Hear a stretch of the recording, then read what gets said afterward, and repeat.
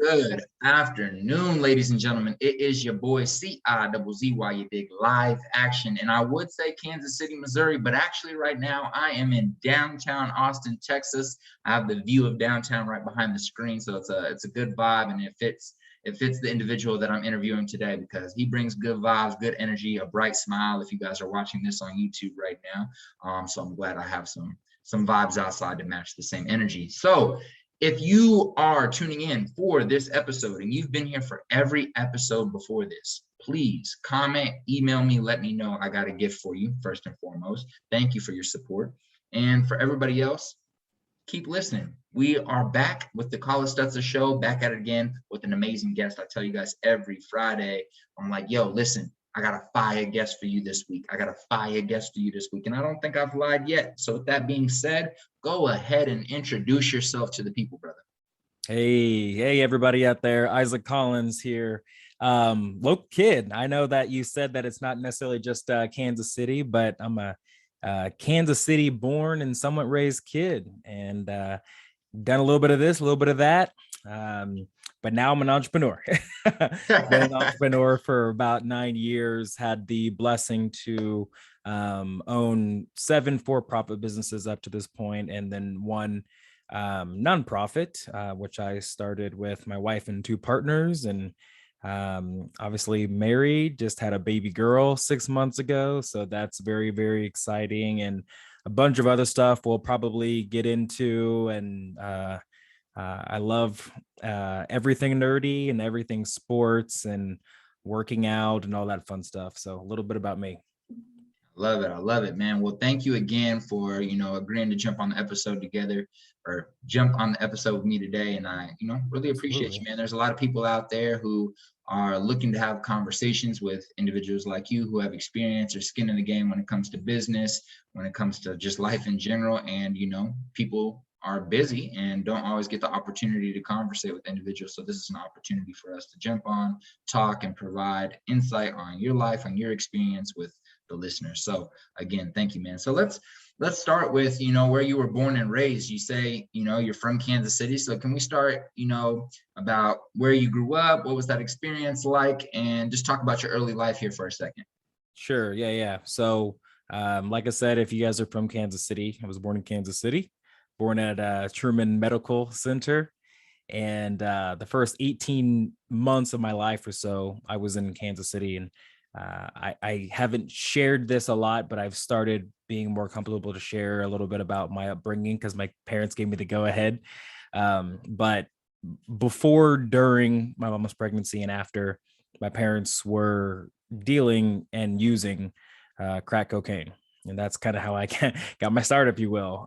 They were in and out of treatment. Whenever they got out of treatment, when I was 18 months, they decided, hey, if we're going to do this thing for real, we're going to have to move. So overnight, we packed up my grandma, my aunt, and 2 uncles. We moved to St. Joe, Missouri, which if you're not from the area, it's just an hour north of Kansas City. And I was then raised from then on through college in St. Joseph, Missouri. I stayed there. We moved from the projects of Kansas City to the projects of St. Joe. And then when I hit about 4th grade, we moved up to the north side of St. Joe to a small little, it's still St. Joe, but it's called Country Club. It sounds a lot richer than it really was. But I went from an all-Black community in Kansas City to an all-Black community in St. Joe, and then an all-white community when I moved up to the north side of St. Joe. So I've kind of been a part of a lot of different extremes. And so that was kind of my first 18 years of life, having those experiences. It was very interesting. Yeah. So would you say like that, during your early life or really all the way through 18 that you kind of felt your heart was at home in Kansas City, or you felt a certain connection to the city, or did you feel far removed from Kansas City and just would come back occasionally?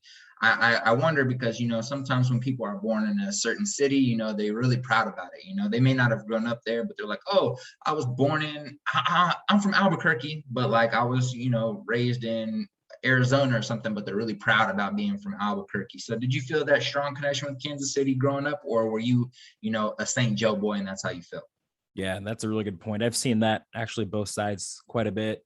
For me, Kansas City through and through, I obviously don't remember my time in Kansas City growing up, but I do remember the times that we were visiting family up there because I still to this day have quite a bit of family on both sides here in KC, mainly my dad's side, or my mom's side, I mean.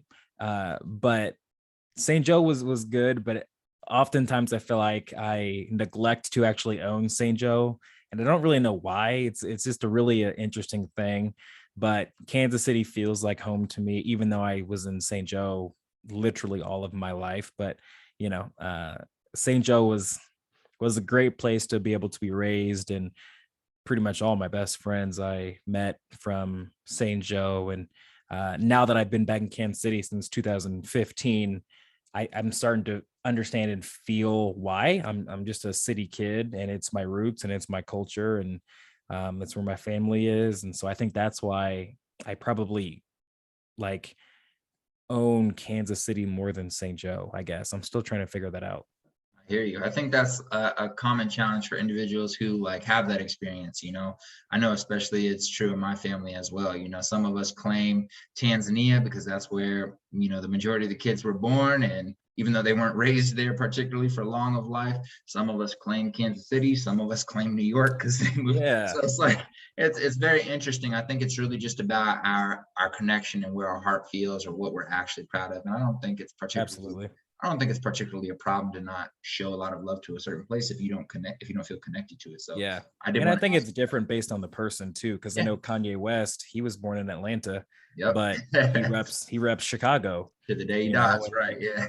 Eminem is actually from St. Joe, Missouri, but He he reps is. Detroit. You know Yes, he what I is. mean? So Yeah. I think there's a reason why people rep something or don't rep the other one and whatnot. Absolutely. And so I wanted to ask you, what was that experience like in St. Joe? What was high school like? I know you mentioned in the fourth grade you moved to another part of St. Joe where the demographic was a little bit different. Did you find that challenging growing up? Once you started hitting your teen years and people start speaking a little bit differently or addressing you differently based off of skin or based off of terms or what they see on TV or whatever it might be, the influences of society. How do you feel your experience was, from let's say middle school through high school, and what were some challenges or some Yeah, benefits? that's a good question. So I would say for me, it's actually dictated a lot of who I am going from these different extremes. Cause like I said, I'm from Kansas City and pretty much all black community. Then we moved to the projects of St. Joe, pretty much all black community. We moved one more time before I moved up to North St. Joe. But when we moved again, I was kind of around downtown, which was a pretty good melting pot hodgepodge of the racial demographics. And so, I was going to school with predominantly white, but there was still a lot of black kids in my school, brown kids and whatnot. So it was just normal to me. And so when we moved up to the north side, I was still in St. Joe. However, we were so far north, I was technically in a different county. I was in Ainger County versus Buchanan County, which meant instead of going a mile to the local elementary school there, that was in St. Joe, I had to go 10 miles north to a different school in Savannah. And Savannah was a town of 5,000 people, and the demographic is 99.52% white, which is fine. However, at that time, I wasn't ready for how big of a difference that was from what I was experiencing. I didn't really think anything of it until I started to get a lot of racist and racial things happen to me. And I was like, okay, this is different. I've never experienced this before because my friends in Kansas City and then in St. Joe, when I was downtown, um, there was a little bit of everyone. So I didn't really get that. And so I was in the Savannah School District from fourth grade and up until 12th. And the racism and things that I experienced didn't get bad until I went to middle school, because when I hit middle school, I actually was going to the middle school, which was all the way in Savannah. And then the high school was as well. And that's when I really felt it.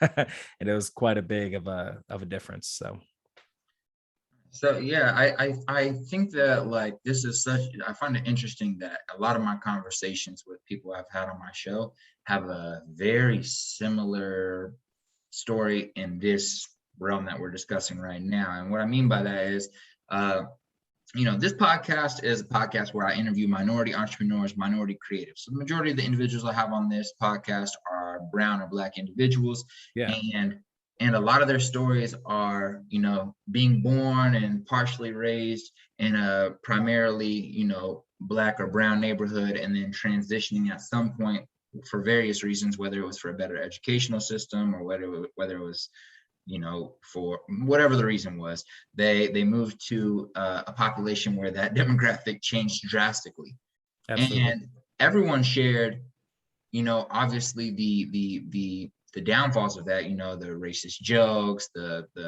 little sly comments here and there, but everyone also mentioned that they thought that it was a win on another side because it provided them with the ability to be able to communicate and understand different populations, and it taught them how to adapt while still maintaining authenticity. And I say while still maintaining authenticity because they learned how to adapt first by not being authentic, then realized that they weren't being authentic and had to transition. So could you talk about like maybe some Absolutely. benefits or some advantages that you saw from, obviously not from being called any racist remarks, but from growing Yeah. up in a community that was different than you're at home? Yeah. So, I love telling my story, and this is actually a part of my signature talk that I do as a professional speaker and coach as well, because there's a lot of entrepreneurial leadership and resiliency points in here, and I will say with everything that I've experienced, I'm not a victim.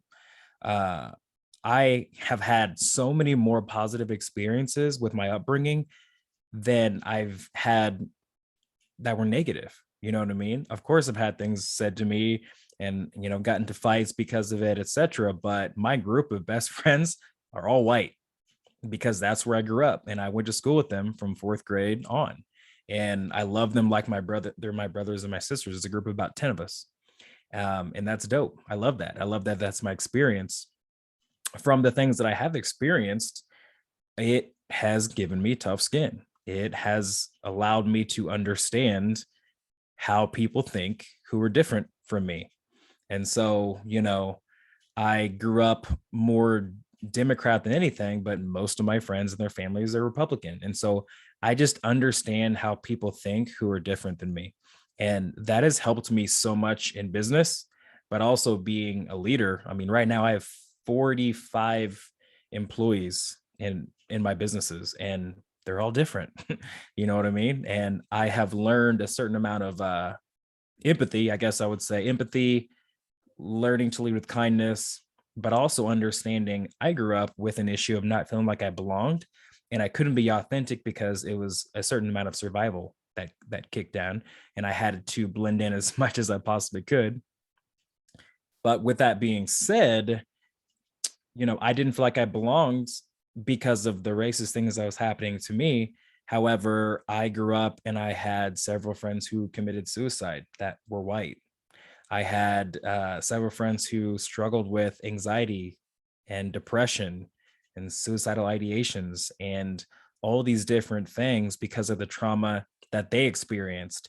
And so what I realized was my experience was from, oh my gosh, this is terrible what's happening to me because of the color of my skin. But what I realized is we're all fighting some sort of a battle and we're all struggling. And uh, if we were to become more empathetic and try to step into someone else's shoes to understand where they're coming from and who they are, we're way more alike than we are different. And so, as a leader now, I can pretty much guess, especially dealing with 15 to 18-year-olds, that they're going through something and they probably don't feel like they belong. Because yeah, I had my own issues, but I was also one of the top students in my class as far as grades, and I was popular, and I was, captain on all my sports teams, and I still struggled with this. So everyone feels like they don't belong, especially when you're younger. So how can we create ecosystems that would help every single person feel like they belong whether they're struggling with that or not. And I think that's helped me a lot throughout my life. I love that a lot. I love that a lot. And I highly suggest that listeners rewind those past 4 minutes right there to really, soak in what he just said. I think one thing that I've always realized is that, the same thing you just said about everyone's facing our own challenges. We just kind of have to choose whether we're gonna be a victim, like, have that victim mindset, or if we're gonna use these things that have happened to us as a source of inspiration to change that narrative, or as a source of inspiration to help other people, or as a source of gratitude, or as a source of understanding towards what other people are going through. So it's just about choice, and I love that you made the choice to use your testimony and your experience to give back, and to utilize the skills and the experiences that you went through to apply to helping other young people, or being a great leader within your businesses. And so with that being said, your tenure in St. Joseph didn't end at high school. You decided to go to Missouri Western. Can we discuss sports? Can we discuss football, how you your love for that, how that got introduced to your life? And then can we talk about what you studied at Missouri Western and why? Absolutely. So my time at Missouri Western was amazing. It was funny because, being in St. Joe and being around Missouri Western for years and years, I never wanted to go to Missouri Western. It was my hometown university. So I was like, I'm not going there. I'm going to go somewhere else that is bigger or whatever. I want to get away. Well, I ended up going to Missouri Western.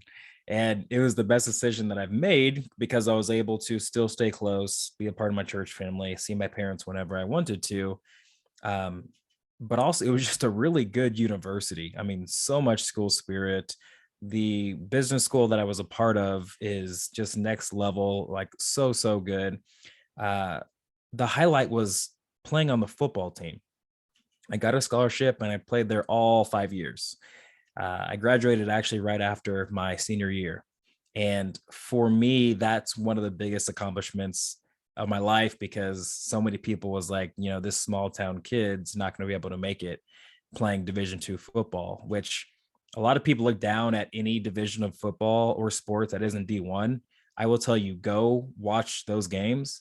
At every single level, they have really, really good players. And Division II level is intense. It's intense and it's very, very competitive. So I was there all 5 years, had a blast, met some great friends, created some insanely good memories. And my coaches were just next level, not only with coaching football, but they really, really invested in us as people. And so I really remember them, especially my coach Trotter. Coach Trotter was my position coach, and he was a next level dude. So that was awesome. Like I said, went to the business school, got a business degree, double majored, marketing and management. And I used that to be able to get into my first business through a partnership and opportunity that actually came from the business school. So yeah, man, those are some of the best years of my life. Love it. I love it. And that's actually what I wanted to transition to. So your attendance at that business school, and a partnership that they had with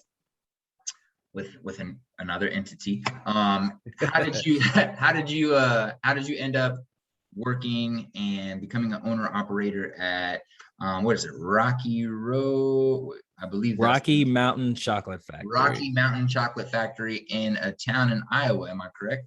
Yep. Yeah. So can we talk about how that happened and how you got placed there? I've heard the story myself, but share the story with the listeners. Yeah, absolutely. So I graduated college December 2011. So when I was in high school, I always said that I wanted to be my own boss. I wanted to be an entrepreneur. Well, in 2008, my second year in school, the business school, the Craig School of Business at Missouri Western, started this partnership between themselves, our benefactor, Steve Craig, and then Rocky Mountain Chocolate Factory, because Steve Craig owns super regional malls. And in pretty much all of his malls, he has a Rocky Mountain Chocolate Factory. So he got close with a lot of the C-level people at Rocky Mountain. So they created this three-way partnership that was a capstone course where it would help graduating seniors to become business owners right after college. Sounds crazy, but stick with me here. And so the whole point was we would write a business plan the whole semester, and that whole semester they would teach us business, and we would write the business plan as if we were running a Rocky Mountain Chocolate Factory store. We went to the store, we did an internship, all this kind of stuff. At the end of the semester, we would present our business plan to a board of judges, if you will. And if you won, then you would get awarded a store. And Steve Craig, our benefactor, would pay for it. He would be our bank, because let's be honest, they're not going to loan a 23-year-old fresh out of college with no money, no experience, money from a bank. So Never. he was our benefactor, and it gave us an opportunity to get into business at a really young age. And that's how I got started. 3 weeks after that competition, I moved up to Conroy, Iowa, which was a mile or two north of Williamsburg.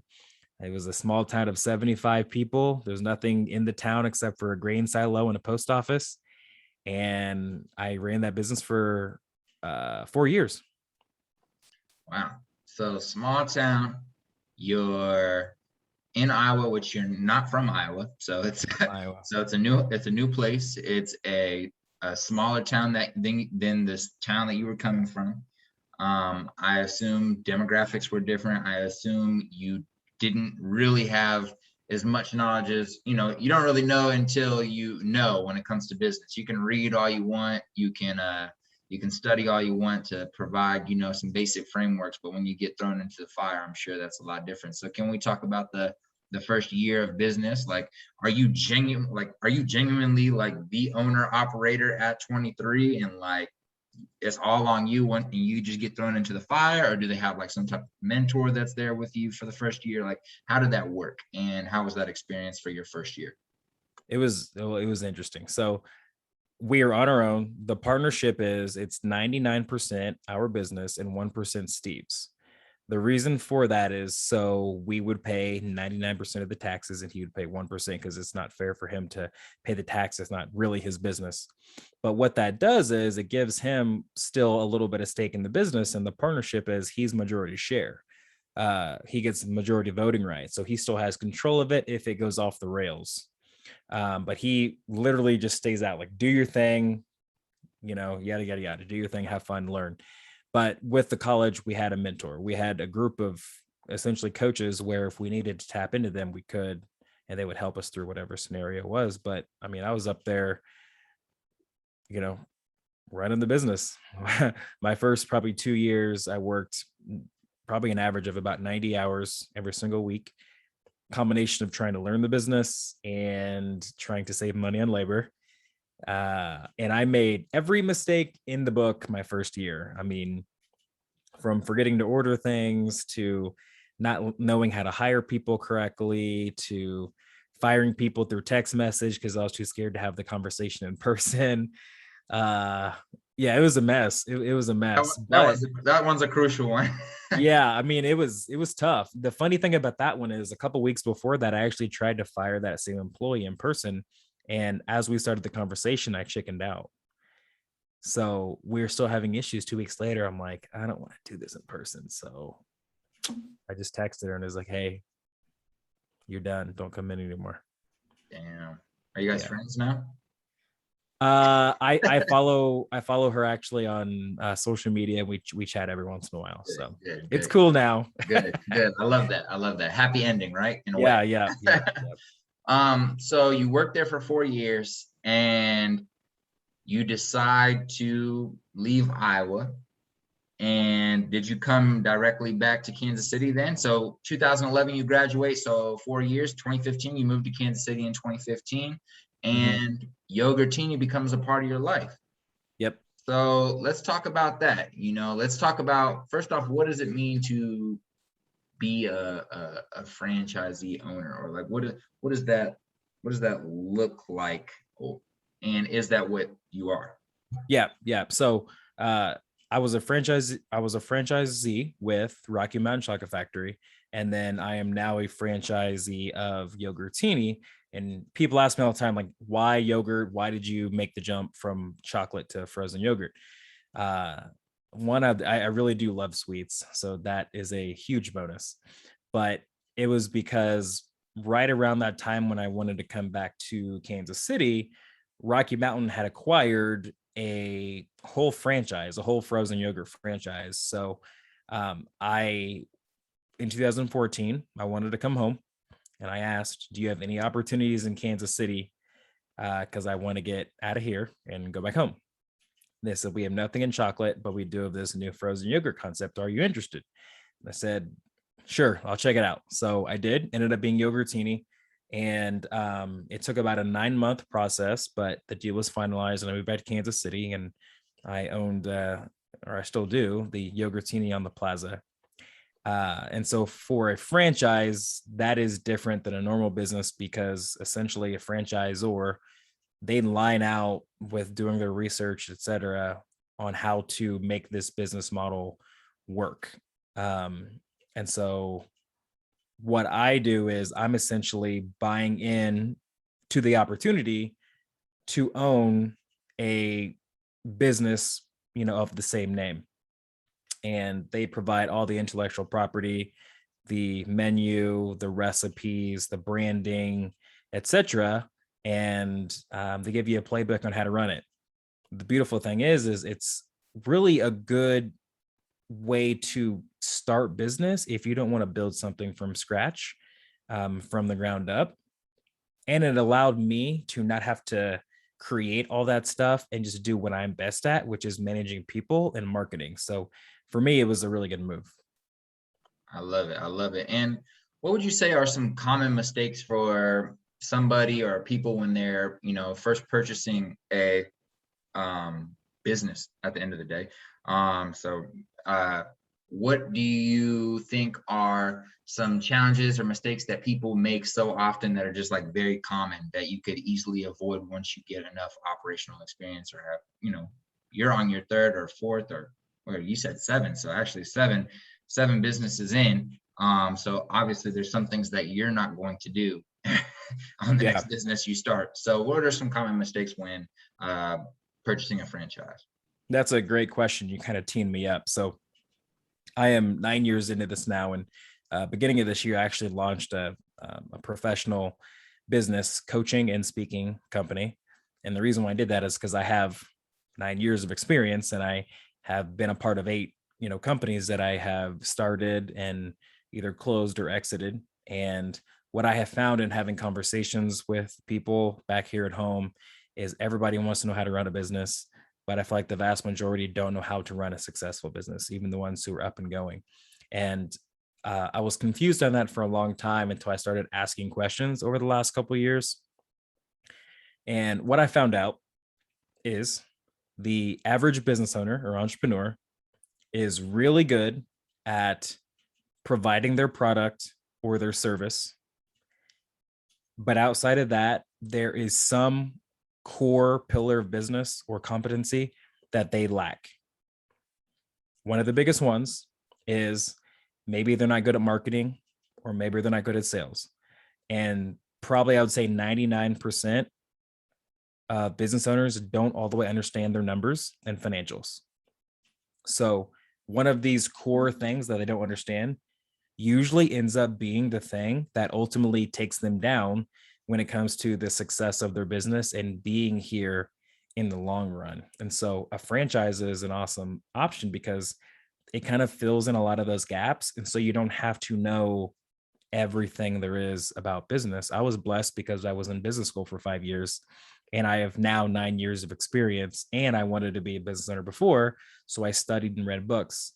But the average person is really good at a service or really good at creating a product, and then they just go out on their own without understanding and knowing all the ways uh, of how to be successful in business. And so that's why I launched my company now. And I've been blessed to help dozens of entrepreneurs across the Kansas City metro, a little bit in St. Joe, and then random other places I find people on social media, because people want to add value to their customers, and they also want to keep their business for years to come, but there's something amongst the mix that they're lacking.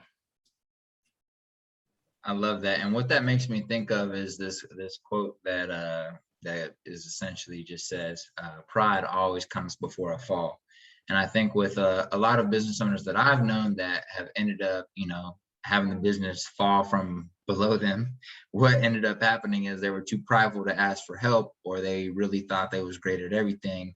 And then one of those things that they genuinely weren't good at, but they were too prideful to admit, bit them, and that poisoned the rest of the business, and things fell from then on out. So I think one thing that I'm pretty sure most people would agree with is as early on as you can, find out what your weaknesses are and address them immediately. Whether you have to come, Absolutely. $5,000 out of pocket and save each month enough money to pay a coach, or whether you need to go to a conference, or whether you need to just get the reps in, whether maybe that's it. Maybe you just need to get enough reps in. Maybe you need Yeah. to go get a sales job before you start a business so you can understand sales, whatever it might be.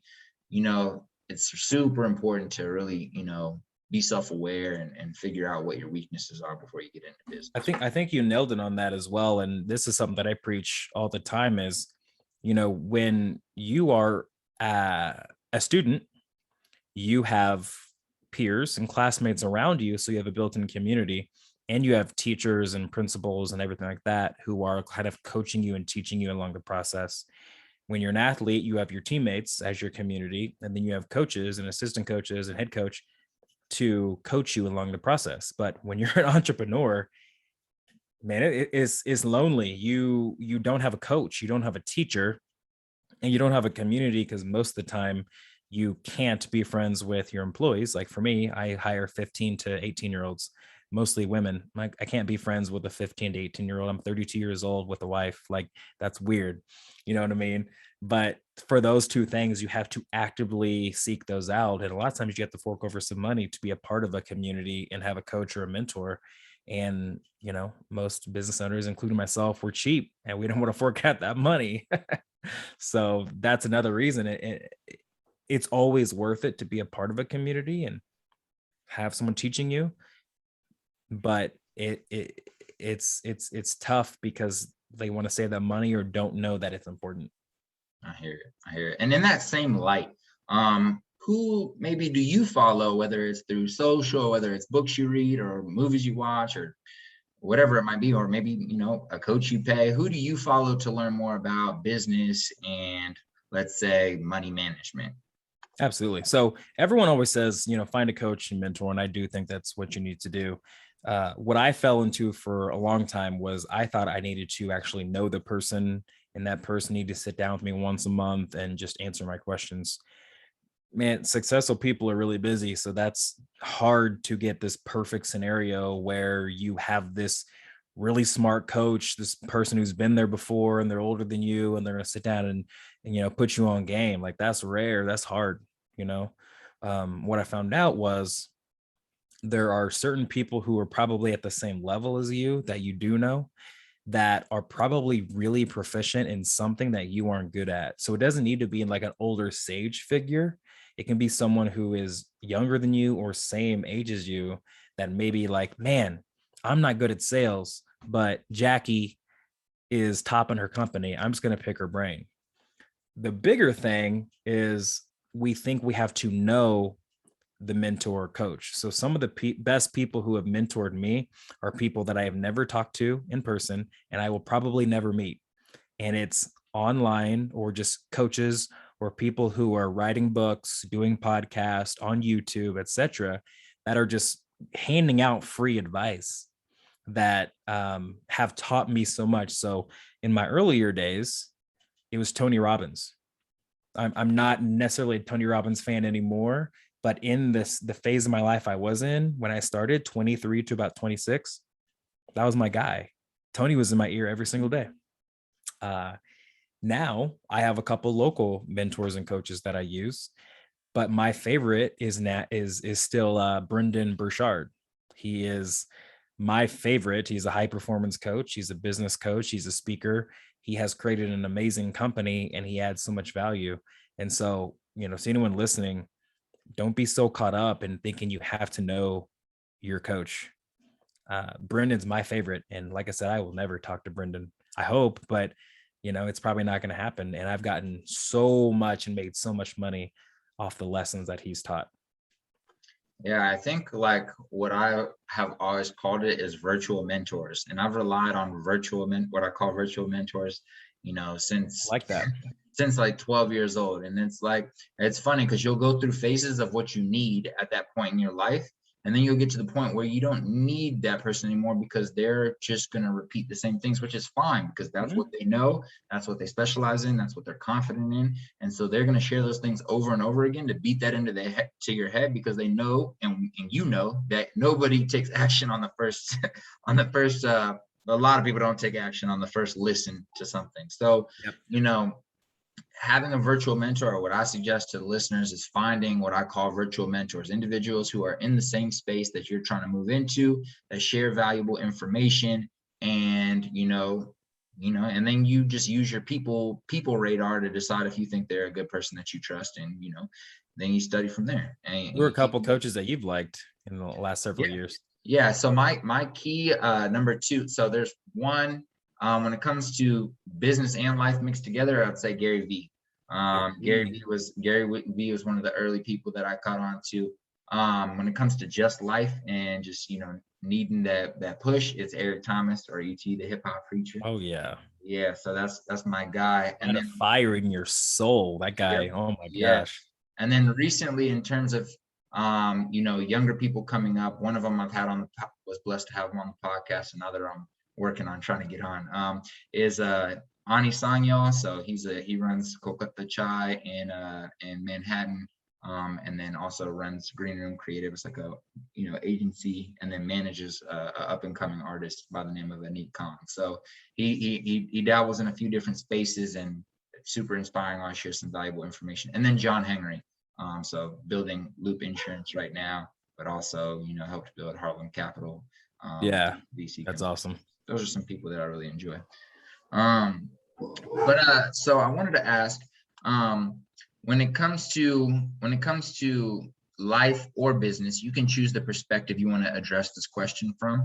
But what would be some advice you'd give yourself if you had to start from scratch today? So if from today your businesses are stripped from you, obviously, God willing, that never happens, but your businesses are stripped from you.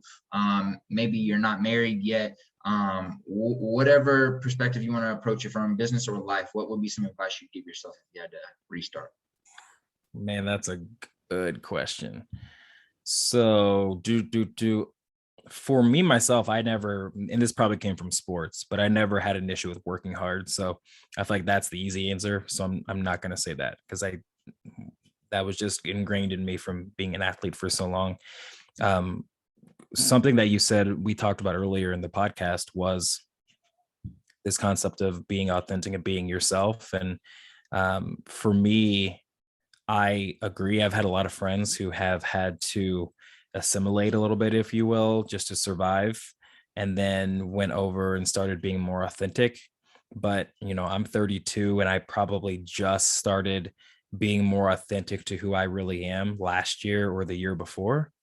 And so I would tell myself at a younger age, like, just be more true to yourself. I think like I said before, I've been a part of 8 businesses over the last 9 years, and probably a third of those have failed. And those businesses that failed, I had no business being in. And I wanted to be in those businesses, if I'm breaking it down and being honest with you, because I wanted the status of being included and liked. And I thought they may make me look cool versus, hey, I really think that this is a good business idea. And so if I was more authentic and really loved myself and knew myself, I would have definitely seen all the red flags and avoided those. Because, I'm not someone who is particularly passionate about a certain product or service. My thing that I'm passionate about is business development, really like Gary Vee. Like, I love building businesses. I don't really care about chocolate or froyo or construction I've been in or health supplements. Could care less, really. There's just things that I could sell. I love business building, and I saw all the red flags for those, and I did it anyway because I thought it would give me a good platform to look cool. So yeah, be more authentic to myself. I would have wished I would have known that at 23. The bar. At least it happens at some point, right? Yeah, man. I mean, I don't take back the lessons I Right, learned of in the course. process and whatnot, and some of the relationships that were built. But man, I would have saved a lot of money. I got screwed over on 2 different deals by business partners and lost 150,000 on one and 100,000 on another. And And that, I'm blessed to be able to lose that kind of money, but it's still a lot of money that's gone because right. of stupid decision making on my part. Right. And that made me think of a question. So for individuals, especially young cats, 22, 23, trying to get into business, and maybe they have a great idea, maybe they have a great product, maybe they have a great service, maybe they have a skill, a very Mhm. specific niche skill, but they need a partner. How would you suggest to that young entrepreneur listening right now to vet a partner or vet a co-founder or vet Uh, an investor? that's good. So I'm probably the wrong guy to ask on this, honestly. I've been burned so many times. I'm still pretty jaded. So uh, I actually don't recommend that people get partners. I don't, I think that the best thing you can do is get people around you who can teach you the skills that you necessarily don't know. Because the big reason why people get partners is because someone else has some sort of a skill set that you don't have. And Yeah. so if you fill in those gaps on the things that you're not necessarily good at, then you don't need that person there. And again, is this good advice? Probably not. But I'm No. coming from a place of I have seen way more business partnerships fail than succeed. So I've seen the statistics of this. You can Google this, how high the failure rate is for partnerships. I think it's better just to make sure you have a good business plan, make sure you're competent in the foundational principles of business, work your face off, get a job, make money, and build that business on the side. So you're building stability, but you can also build some sort of a business. However, if you do decide to go into business with other people and get partners, make sure you are contracted up. Make Mhm. sure there are contracts that are signed that clearly showcase who is doing what work. Because if you don't do that and it's up in the air and ambiguous, then that's where the arguments and the confusion comes in. And everyone says, "Nah, we don't need contracts. We're friends." But when money is involved, Shit changes. really fast, really fast. I love it. I love it. Thank you for sharing that. So you mentioned you have about 45 employees across your different businesses. So I wanted to ask, what is your favorite signal or maybe an attribute that you pay attention to when you're trying to find great managers for your stores? Sure. Yeah, I'm different when it comes to hiring people. I don't hire on skill. I do not hire on skill. No matter if it's for my nonprofit, for the yogurtinis, my wife and I are blessed to have 3 of them now, or it's for my own coaching business. I will not hire on skill first. I will hire on character, empathy, kindness, those big things of who you are as a person, because I can teach you the skills later. However, if you have all those things and you're a good human and you have the skills, then that's when you've hit gold. And I hire those people on the spot. But I do not just hire straight off skills, because it only takes one person to mess up the whole culture of your team. And it is hard to build a good culture, and it is easy to lose and destroy really, really quick. It happens fast. So, you know, controlling all that really, really matters with the different personalities who are a part of your team. That reminds me of something Gary Vee says. He says, hire slow, fire fast, because Yep. culture is the most important thing that you cannot sacrifice. You Yep. cannot sacrifice at all. So if somebody's ruining the culture, but they're talented as hell, throw them away. So, at outside of my first 2 years when I was learning and doing a lot of weird stuff and firing people through text message, I got really comfortable with firing people after that. And I will say 100% of the people that I fired over the last 9 years, 100% of them knew it was coming. Mm, They knew it was coming. They knew that they were performing below what they agreed upon. They knew they weren't upholding the standard. And so for me, probably out of all the people I fired, probably 75% of them got fired in the first 30 days. Mm-hmm. You know quick if it's a good fit. Right. And anyone who's had people that they've hired out there and they had to fire them, if you kept them longer than 30 days, you knew from the jump that it wasn't going to work out within those 30 days. And you probably kept them because you thought you were going to change them. And I bet you didn't. And I failed at that early on, but we are very good at getting rid of people quick, because what we call it is releasing them to something that fits them better. There's something with this that isn't quite gelling, and there's a reason for it. Maybe our standards are too high based off where they're showing up right now. Maybe they're wanting something else, or I don't know. Sometimes it's just not a good fit. So we'll just let them go and say, hey, it's not working out. You know, if you need us as a reference, you can still use us. If you need us to help you find another job, let us know, but you're no longer working here. I love that. I love that. I think that was very valuable. Definitely. That's definitely going to be a snippet, ladies and gentlemen. So can you mentioned that you really love building businesses and you just love business in general. So I wanted to ask you, can you talk about a company you admire and maybe what makes that company attractive to you? Sure. So, there's a couple of them. So for me, and I'll bring him up again, Brendan Burchard is a master of online business. So I'm just getting into this.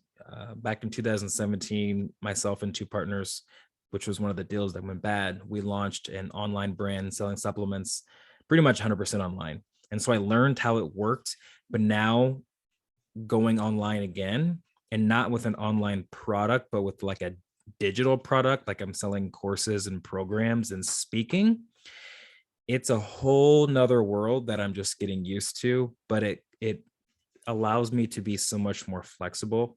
So to see people like Brendan, who have built massive businesses and added so much value to people's lives through his free stuff, but even more importantly, his paid stuff, because you care more and you buy in more when you actually put your money up. I'm really impressed with that whole world and how it works, because it's so foreign to me. I've pretty much always done a physical product in a brick and mortar space. So to think that I can sell a digital product to anyone in the world, that is really intriguing to me. And I've just been kind of studying him and his business to see how he does what he does and how he builds these businesses with all the stuff that he's doing and the people he puts in place to help him out. I love that. I love that.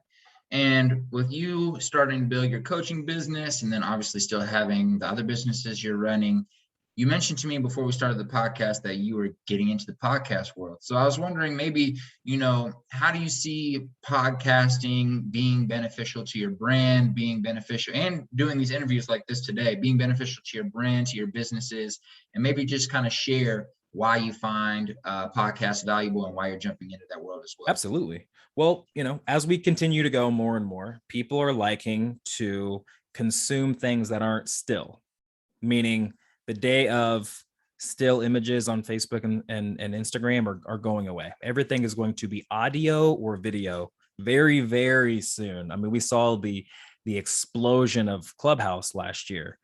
And that was a cool thing to see. I think that video is going to continue to get bigger and bigger, but I think the way of the future is audio more than video. Like, I am on YouTube probably 7 hours every day. I have it on right here. I have 3 screens here, and both of my screens here have YouTube videos up. It's really funny. However, when I'm playing videos, I am not watching those videos. I am listening to those videos. And so podcasting is huge. You can call it podcast if it's on Google or Apple Podcast or Stitcher or whatever, but I'm essentially listening to podcasts all day on YouTube. It's just easier. You're taking this content in an audio way, and it's just quicker than having to read it, because who has the time?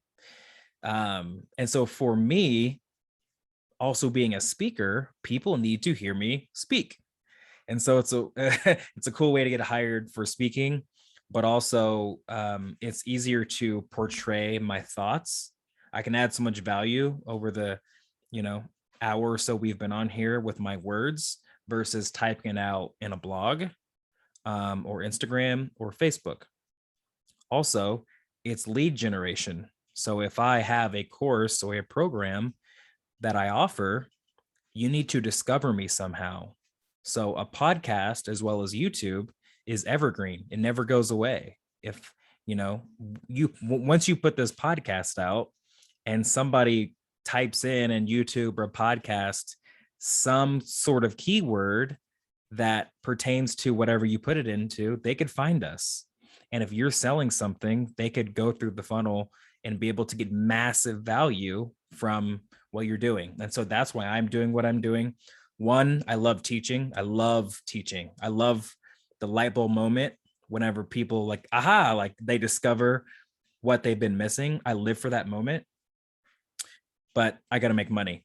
Got to make money doing it. And so podcasting will be huge for me to be able to get my thoughts out and not spam my friends and family on social media because I write really long captions. I love it. I love it. And you know, you mentioned we all need to make money. And one of the big reasons we need to make money is because we have families. Yep. And you're a married man. And you know, I believe you just mentioned at the beginning of this podcast, a new father. Am I correct or am I tripping? Yep. We have my daughter will be 6 months and 3 days. I love it. I love it. So congratulations on both of those successes, marriage and a new child. But Thanks, man. can you share? I don't particularly believe in the idea of balance, but can you share how you are managing the life as an entrepreneur and the demands of that type of lifestyle and being a great partner and being a great father and what that looks like for you? Yeah. I mean, work-life balance isn't a thing. I think we can strive for it, but there's, depending on what season of life you're in, there's going to be one or two things that take most of your time up. So right now it's this business that I'm launching and it's my girls, you know. I do believe in harmony. I think they can ebb and flow beautifully together depending on where you're at in life.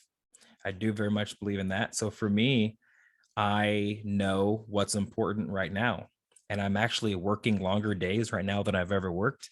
But I also see my wife more than I've ever seen my wife before because those are my big rocks. If you've ever seen, you know, the demonstration and he's like, how am I going to fit all these things in here? What do I do? And it's like, you got to put the big rocks in first, then the medium, then the small, then like the water kind of fills everything up and goes from there. And if you do it the opposite, it doesn't work. That's what I do. I make the main things, which is my family time and my business time. I work from home now, purposely, so I don't have to be in transit because I realized that I was driving almost 2 hours every day. That's 2 hours I could be working or spending time with my family. So now I work from home. So on breaks and when I eat, I can just run upstairs and see my girls instead of having to just, you know, do a phone call. I wake up earlier now than I was before. My workouts are shorter, but they're way more intense. And then when I work, my goal when I work is to get 3 things done for the day. I don't do these really long to-do lists anymore because most of it's crap. My focus is 3 things each day. And if I get those 3 things done, then, you know, I'll keep going on some smaller stuff. But there's usually 1 to 3 projects that really need to get done to push things forward. And oftentimes those are the things that we procrastinate. And so if we schedule those and block the time for them, then we can actually make time to get them done. And that's what I do. Those are the first things I do after my morning workout. I love it. I love it. I wanted to ask you 2 final questions and then we'll wrap it up. Again, I really appreciate your time today. I think you've shared a lot of valuable information. And on top of that, I think it's just interesting hearing your story. And I think a lot of other people that listen to this will find it inspiring and absolutely hopefully we'll encourage them to take action and stop talking about it. That's my passion. So I hope so too. I love it. I love it. So can you talk about a trend, whether it's a business trend or whether it's anything really, or a company in your industry, in the fields that you work in right now, whether that's, yogurt or froyo, or I guess you could call that a restaurant or food, that has piqued your interest lately. So, any trend in that world or any company that's rising right now that you really find interesting. It's funny that you say that because I don't honestly have one. Probably 3-4 months ago, if you look at my social media sites, I almost don't follow anybody. I was at almost 1,300 followers or people that I was following, and I'm at like 30 now. Because what I noticed is I was consuming too much of what other people are doing and not focusing as much on what I should be doing. And so I don't get on social media and scroll anymore. The only people I'm following are my clients, my people, my family, or like 3 friends, or some coaches that I use as inspiration, or I've bought their programs or courses. So I don't really see a lot of companies out there that are really doing too much, honestly, and that's kind of on purpose, I guess. Um, and that's mainly, I guess, for the coaching. If I had to, actually, one just popped up. I love what Ben and Jerry's has been doing, since they're kind of in my like frozen dessert world. If you don't follow Ben and Jerry's, they're a fun follow because they are very true to themselves. Granted, they post a lot of very left leaning woke things about social justice and racial disparities and whatnot. So if you are some of our right leaning friends, you may not like them from that part. But the cool thing about them is, just so we were talking about, I think as individuals, we need to be just true to ourselves and be more authentic. But I think brands do as well, because being true to yourself as a brand allows you to actually attract your ideal client, instead of saying we are going to serve everybody.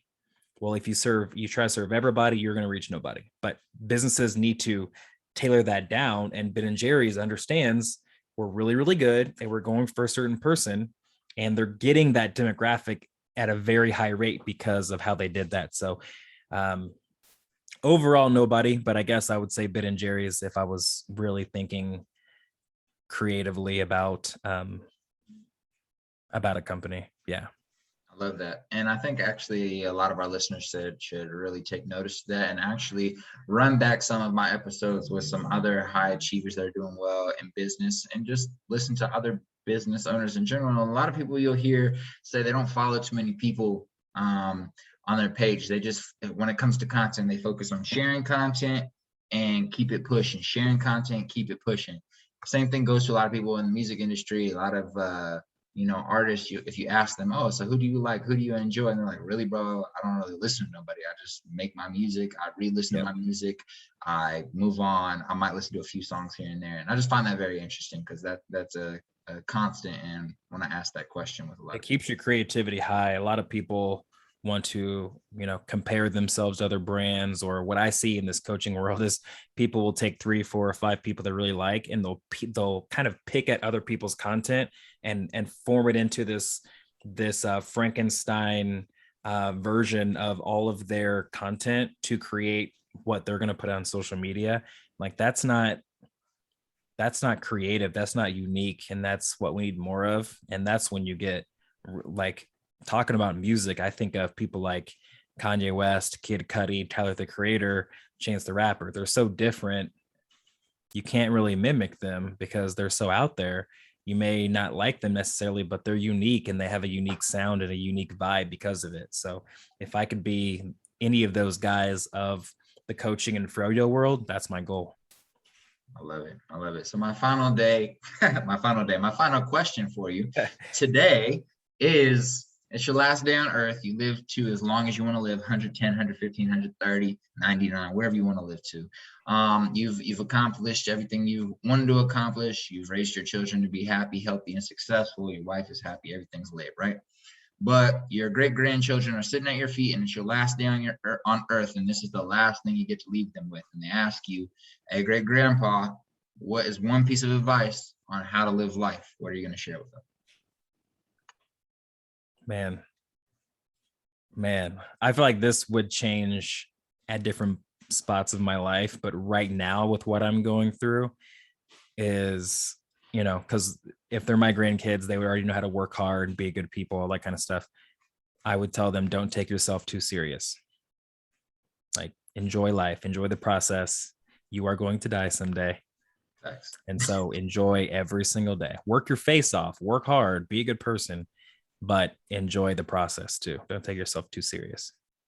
Love that. Isaac Lee Collins, thank you for dropping in today, sharing value, sharing information, engaging in dialogue with me, man. It's been a pleasure. It's been a blessing. And before we sign off today, I would just like for you to please share with the people where they can find you for coaching, where they can find you for content, and how they can support you moving forward. Absolutely. Yeah. On any social media site, Facebook, Instagram, LinkedIn, TikTok, all the things, you can find me at Isaac Lee Collins. And then my website's www.isaacleecollins.com. Like I said before, I do have a coaching program with coursework, on-demand coursework, and a members community as well. So like I was saying before, you have a community of other people who are in it as well, but then you get one-on-one coaching from me. So if you have questions on that, DM me on any of those social media sites, come to my website, send me an email, whatever it is, we'll have a conversation. And I'll tell you more about how I can help you scale your business and create something that you don't want to burn out and run from. So that's what I do.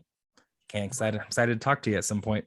I love it. I love it. Ladies and gentlemen, make sure you follow my guy. Check the description for his social media platforms.